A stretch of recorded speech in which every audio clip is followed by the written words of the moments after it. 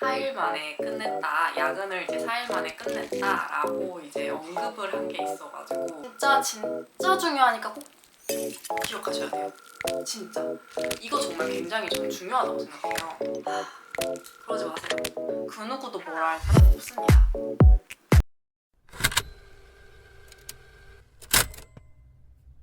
안녕하세요, 경근당근입니다. 여러분, 제 부가세 브이로그 영상 잘 보셨나요? 제가 부가세 신고를 이번에 10번 이상 하면서 이번에는 정말 새로운 것들을 좀 많이 느끼게 된 그런 신고였어요.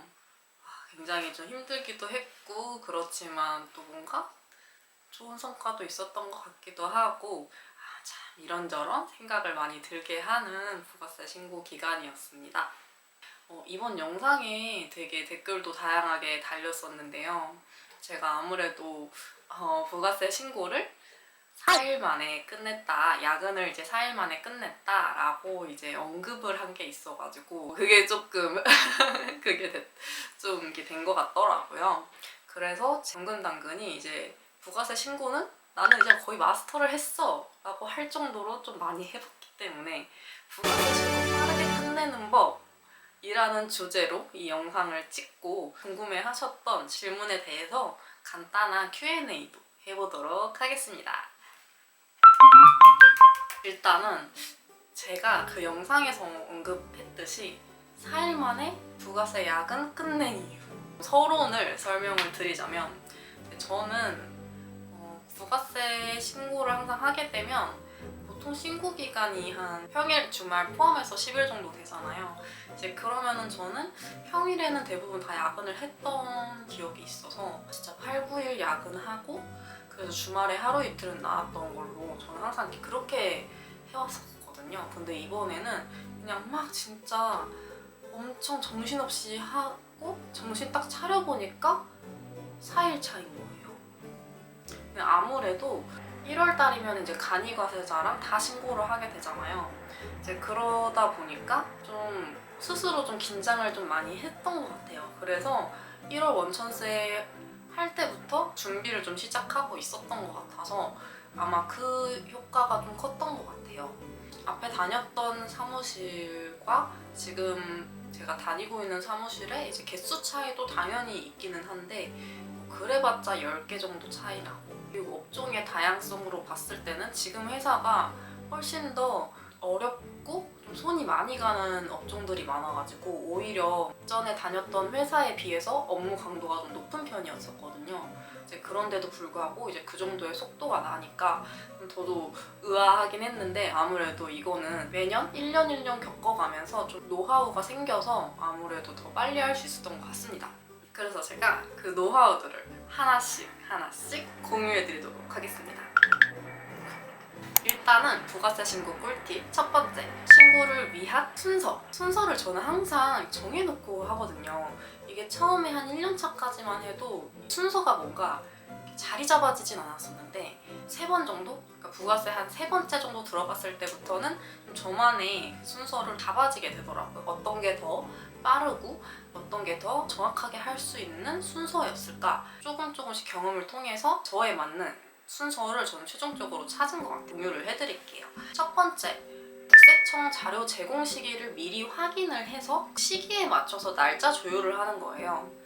이게 무슨 말이냐면, 저희가 부가세 신고를 해야겠다 해서 오늘 바로 딱 시작하면 되는 게 아니고, 국세청에서 자료를 오픈을 해주면 우리가 그거를 끌어와서 저희 회계 프로그램에서 입혀가지고 신고를 하게 되는 방식인데, 국세청에서 그 자료 제공을 매일매일 해주지 않고 한 달 거를 그 다음 달 뭐 며칠 이렇게 제공을 해주는데, 부가세 신고 기간이 있는 그 월에는 며칠에 뭘 제공해 줄 거고 며칠에 뭘 제공해 줄 건지 그 안내문이 미리 나와요. 그게 한 거의 월 초에 나오는 것 같더라고요. 그래서 예를 들어서 1월 25일에 부가세 신고 기한이 있으면 한 1월 1일에서 3일 사이에 그 안내문이 나오거든요. 그렇다고 해서 자료가 한 번에 같은 날짜에 다 뜨는 거는 아닙니다. 같이 뜨면 좋겠지만 자료가 워낙 많으니 아마 그러기 어렵겠죠. 제가 이렇게 보여드리는데, 신용카드, 현금, 전자세금 계산서, 수출, 판매 대행 이런 식으로 좀 나눠져 있는데 언제부터 뜬다 이렇게 나와 있어요. 제공 날짜를 보고 제가 일정을 조율하는 거를 첫 번째로 자리를 했던 게 전자세금계산서 계산서가 항상 제일 먼저 뜨는 편이에요. 그게 가장 기초적이기 때문에. 그리고 그 전자세금계산서만으로만 자료를 마감할 수 있는 곳이 있어요. 예를 들면 부동산.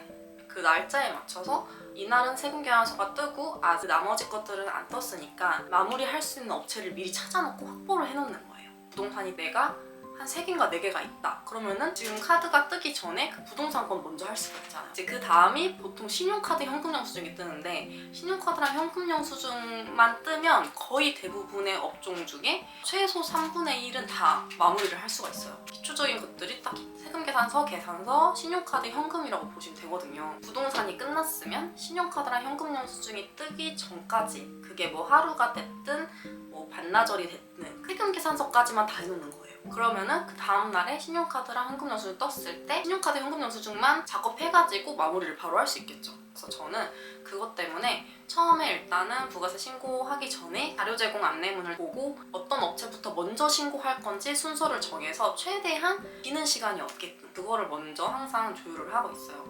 그리고 여기서 살짝 주의해야 될 점은 그 안내문에 이때 제공이 된다 이렇게 나와 있지만 하루 이틀 더 빨리 뜨는 경우가 꽤 있습니다. 그렇기 때문에 그 순서를 미리 짜놔야 돼요. 첫 번째는 어떤 식으로 순서를 계획하는지에 대해서 저만의 방법을 좀 설명을 드렸고요. 그리고 두 번째입니다. 저는 신고 전에 계획 짜는 거와 동시에 같이 하는 일이 이거예요. 부가세 신고도움 서비스 업체별로 나눠서 자료 어디까지 받아야 하며 자료가 없이 마감할 수 있는 곳을 체크하고 분류하는 작업을 합니다.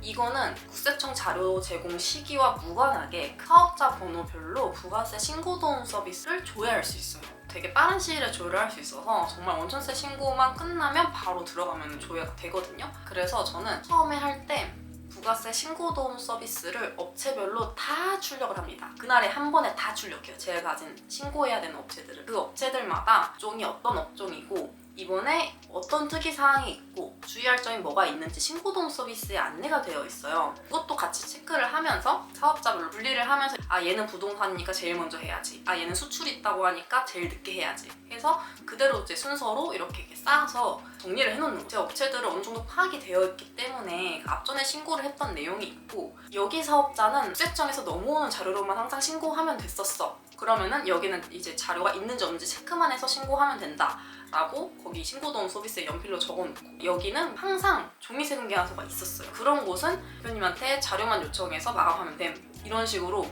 항상 신고도움 서비스를 제 어떻게 보면은 내가 해치워야 할 미션처럼 이렇게 눈앞에 보이는 미션처럼 쌓아두고 거기다가 이제 제가 하나하나 풀어가야 할 퀘스트를 적어놓는 거죠. 영상에도 있지만 항상 신고도움 서비스를 제일 먼저 뽑아서 옆에다 이렇게 딱 둡니다.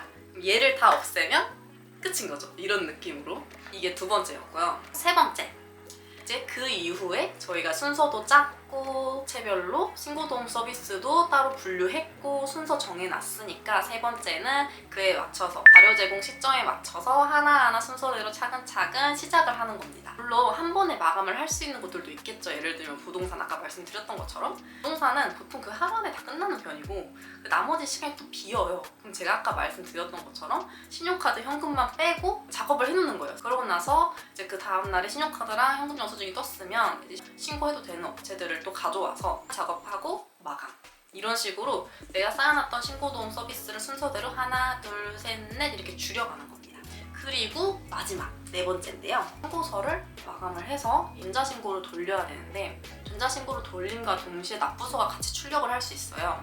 신고를 한다고 해서 납부서가 자동으로 사업장에 날아가는 게 아니고 저희가 직접 줘야 되거든요. 그렇기 때문에 이 일정 짜는 것도 되게 저는 중요하게 생각하는데 결제를 내려오면 그걸 모아놨다가 그때그때 신고하지 않고 납부서 주는 날 하루를 잡아놔요. 그러고 이제 그날은 그냥 납부서 돌리고 대표님한테 세금이 왜 이만큼 나왔는지 전화 돌려야 되니까 그 전화 돌리는 걸로 하루를 써요. 그러고 나서 다음 날부터 또 다시 신고하고 이런 식으로 중간에 한 번, 두 번 정도 끊어가지고 납부서 돌리는 날을 만들어 놓습니다. 이거 정말 굉장히 저는 중요하다고 생각해요. 신고서 작업을 하면서 납부서도 돌리고 대표님한테 전화도 하고 이러느라 되게 내 시간을 뺏겨서 저는 일을 하다가도 못한단 말이에요. 이럴 것 같으면 납부서 돌리는 날을 아예 잡고 그날 하루 종일 납부서만 돌리자. 저는 이렇게 생각을 하거든요. 오히려 그렇게 하니까 오늘은 납부서만 돌리기로 했어서 훨씬 더 일이 효율적으로 진행되는 느낌이 들더라고요. 사람마다 다르겠지만 저는 그게 더 효과적이었어가지고 일단 공유 드립니다.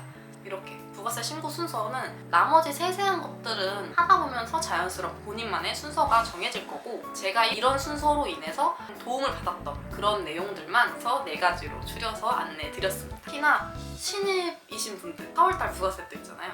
이번에 혼자 해야 된다 하시는 분들은 저의 신고 순서를 한번 따라서 해보셔도 저는 좋은 영향이 있을 거라고 생각합니다. 두 번째, 신고서 작성 팁을 알려드릴게요. 아주 이거는 좀 간단하게 말씀드리겠습니다. 첫 번째, 신고서 작업할 때 법인, 개인 중에서는 성실, 그리고 간이 무실적 순으로 신고합니다. 이게 좋아요. 일단 왜냐면 법인 같은 경우는 일반 과세자랑 다르게 3개월에 한 번씩 부가세 신고를 하는 곳이 있고 안 하는 곳이 있고 그래요. 이건 가면 배우게 되실 건데, 그래서 그게 되게 좀 헷갈려서 이번에 내가 3개월치만 신고해야 되는데 6개월치 잘못 신고할 수 있어요. 왜냐면 개인이랑 헷갈려서. 그렇기 때문에 저는 항상 법인은 먼저 신고를 하고 그 이후에 일반 개인 사업자로 넘어갑니다. 근데 개인 사업자 중에서도 굳이 순서를 따진다 하면 저는 성실신고 대상자, 그 다음에 일반 개인들, 그리고 마지막에 간이과세자 신고합니다. 그리고 정말 마지막에는 무실적, 세금이 안 나오는 순서대로 신고한다고 보시면 될 것 같아요. 그리고 두 번째, 임대사업자, 제가 아까 말씀드렸죠. 근데 여기서 팁을 드리자면 임대사업자는 제일 먼저 마감하고 결제는 나중에 올리세요.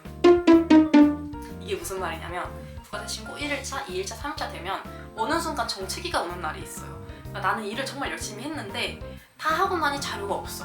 다 하고 나니 뭘 또 준대. 다 하고 나니 이거 뭐 확인해야 돼. 이렇게 되다 보면 결제를 올리는 개수가 정말 일을 한 거에 비해서 많이 안 나오는 날이 있어요. 그런 날에 미리 마감해 놨던 임대사업자 결제를 올리세요. 이거 진짜 꿀팁입니다.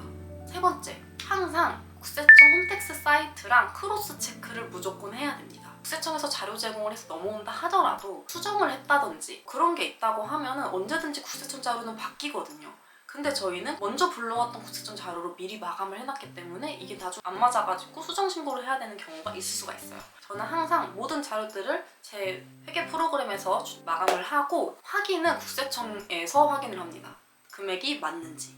이건 항상 중요해서 그렇게 확인을 해주는 게 실수를 막는 좋은 방법입니다. 네 번째, 이건 살짝 마음가짐 같은 느낌인데요. 정규 업무 시간에는 민원 때문에 진도가 안 나가니까 간단히 끝내는 업체 위주로 하고, 야근할 때 어려운 업체들을, 손이 많이 가는 업체들을 본격적으로 하는 것을 추천드립니다. 실질적으로 근무를 하는 시간이 있잖아요. 그때는 이제 전화만 받아야 되니까 그러다 보면은 사실 하루에 아무것도 못하고 넘어갈 때도 많아요. 아예 마음을 놓고 내가 출근해서 있는 시간 동안 그 민원 업무도 처리해야 되는 시간 동안에 간단한 업체들만 잡고 해요. 그 다음에 좀 손이 많이 가고 특이사항 있는 곳 그냥 야근하는 시간에 합니다. 아무도 날 건들지 않고 터치하지 않는 시간에.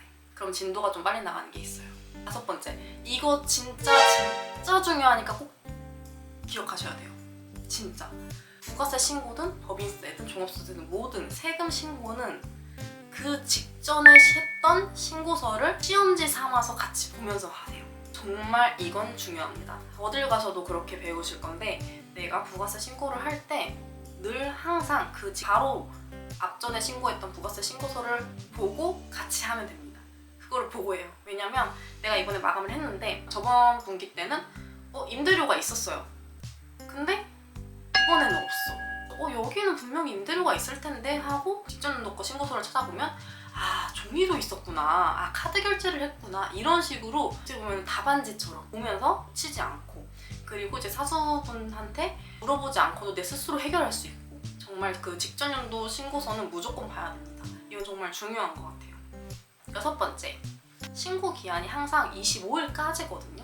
근데 모든 신고서의 마감은 늘 25일 앞에 3일 전까지 하셔야 됩니다. 저는 이 마음가짐으로 항상 하고 있는 게, 왜냐면 신고를 하고 납부서를 돌렸을 때 세금 너무 많이 남아서 저 이거 분납하고 싶어요, 이렇게 말씀하시는 분들이 있어요. 그러면 세무서, 그러니까 국세청에다가 저희가 분납 신청을 따로 해서 나눠서 납부할 수 있게끔 할 수가 있는데, 그 분납 신청은 25일 당일에 하면 안 받아줘요. 적어도 3일 전에는 해야 받아주기 때문에 웬만큼 세금이 나오는 업체들은 마지막 날까지 가지 말고 마지막 날에 적어도 3일 전에 다 마감하셔야 된다는 생각으로 시작하셔야 돼요. 이렇게 신고서 작성할 때 팁을 제가 몇 가지 알려드렸습니다. 이거는 제가 그냥 개인적으로 좀 도움이 될 만한 일반 꿀팁을 알려드리려고 좀 해봤는데, 첫 번째, 영양제 먹기. 그리고 두 번째, 화장실 참지 말기. 화장실 진짜 참지 마세요. 바쁘다고 화장실 참지 마세요. 그거 진짜 의외로 이런 사람 되게 많습니다. 참지 마세요. 너무 안 좋아요. 그리고 세 번째, 밥 든든히 먹기. 내가 야근해서 앉아가지고 활동 못한다고 살찔 것 같다고 밥 조금 먹고 안 됩니다. 쓰러져요. 그리고 4번, 무리하지 말기. 진짜 무리하지 마세요. 오늘 진짜 진도가 너무 안 나와서 나 오늘 새벽 1시까지 할 거야. 그러지 마세요. 그냥 차라리 그 다음날 하세요. 안 되는 날은 어차피 안 됩니다. 몸 무리하지 말고 그 다음날 컨디션 좋을 때 하시는 게 좋습니다. 저도 이번에 느껴가지고 진짜 정말 그건 중요한 것 같습니다. 다섯 번째, 중간중간 스트레칭하기. 저희는 계속 앉아서 거북목 이렇게 되고 있으니까 이게 나도 모르게 이러고 몇 시간 있는단 말이에요. 바쁠 때는. 안 돼요. 이럴 때마다 한 번씩 진짜 스트레칭, 목이라도 돌려주고 어깨라도 돌려주고 특히 손목 돌려주고 꼭 하셔야 돼요. 안 그러면 이제 나중에 진짜 계속 아파요. 제가 준비한 부가세 관련 신고 꿀팁은 여기까지였고요. 이제 최근 유튜브에 달린 댓글을 한번 읽고 Q&A를 해보는 시간 가져볼게요. 안녕하세요. 혹시 신고는 몇 개 하신 건가요? 저는 법인 개인 신고들이 포함해서 약 60개를 했습니다. 3월달에 면접을 보게 됐는데 3월달 엄청 바쁘다고 하는데 이때 취업을 해도 괜찮을까요? 요즘 상반기에 취업해도 괜찮냐는 질문들을 되게 많이 받았어요. 근데 저는 항상 늘 추천을 해드리는 게 신입들한테는 상반기 취업보다는 하반기 취업을 더 추천하는 편이에요. 상반기에 취업을 하게 되면 지쳐가면서 배울 수밖에 없어요. 당장 그 신고 기간은 내 눈앞에 있고 근데 나는 모르고 그치만 알려주는 대로 하고 어떻게 시키는 대로 해서 결국엔 하다 보면 진짜 빠른 시일 안에 이게 어떤 신고인지 뭐 익힐 수는 있다. 이건 장점이 있는데 반면에 깊게 파고들지 못해요. 빠르지만 얇게 배운다 라고 저는 느껴. 대신에 하반기에 취업을 하면 그때는 조금 여유가 있어서 내가 천천히 업체 파악하고 마음의 준비도 해가면서 신고 준비도 하고 대비한 상태에서 시작을 하는 거기 때문에 그 배우는 느낌 자체가 아예 다릅니다. 그래서 저는 어쩔 수 없다면 상반기에는 그런 장점을 가지고 취업하시면 되고, 그치만 웬만큼 급하신 게 아니다 라고 하시면 저는 하반기 8월, 9월 취업을 추천합니다. 바쁜 달에 공휴일 있으면 쉴 수 있나요? 공휴일하고 주말 다 쉬는지 궁금합니다. 바쁜 달에 공휴일 있으면 당연히 쉽니다. 공휴일 무조건 쉬는 날인데 대신에 자체적으로 출근을 하는 사람들이 많아요. 그거는 개개인의 선택이고 그날 만약에 내가 쉰다고 하더라도 그 누구도 뭐라 할 사람 없습니다. 올해 30살인데 취직 가능한가요? 가능합니다. 무조건 가능합니다. 관련 자격증을 미리 취득해놓고 몇 년 묵혀놨다 취업해도 될까요? 아니면 취업 직전에 취득하는 게 좋을까요? 취업 직전에 취득하시는 게 훨씬 좋습니다. 우리나라는 세법이 매년 바뀌고 프로그램도 많이 개편이 되고 있는 편이라서 취업하기 직전에 따서 아주 따끈따끈한 지식이 내 머릿속에 있을 때 그때 취업하셔야 훨씬 도움이 되실 거예요. 네, 이렇게 몇 가지 Q&A까지 간단하게 소개를 해드렸습니다. 이번 부가세 신고에 관해서 제가 이렇게 말씀을 드렸는데 드렸던 꿀팁들을 잘 활용해 보셔서 4월달에 부가세 신고할 때 도움이 되었으면 좋겠습니다.